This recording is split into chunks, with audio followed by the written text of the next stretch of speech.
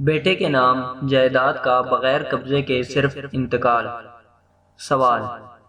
ایک شخص نے اپنی زندگی میں کچھ زمین خریدی اور اس میں سے صرف 2 بیٹوں کے نام 7.5 کنال کا انتقال کیا، لیکن موت تک زمین کا قبضہ والد کے پاس تھا،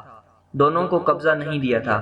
اس حالت میں والد فوت ہو گئے۔ بعد از وفات دونوں بیٹے کہتے ہیں کہ انتقال شدہ زمین صرف ہماری ملکیت ہے، جبکہ باقی ورثاء شرکت کے دعوے دار ہیں۔ شریعت کی رو سے اس کا کیا حل ہوگا؟ جواب: اس میں کوئی شک نہیں کہ ایک شخص اپنی زندگی میں بحالت صحت و بقائے ہوش و حواس اپنی مملوکہ جائیداد میں ہر قسم کے مالکانہ تصرفات کا حق رکھتا ہے، لہذا اسے ہبہ بھی کر سکتا ہے، تاہم ہبہ تام ہونے کے لیے قبضہ شرط ہے۔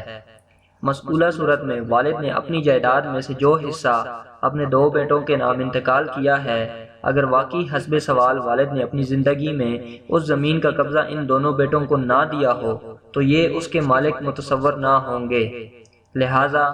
والد کی وفات کے بعد اس کے جملے ورثاء میں یہ زمین بقدر حصص میراث تقسیم ہوگی، کیونکہ کسی قانونی مصلحت کے پیش نظر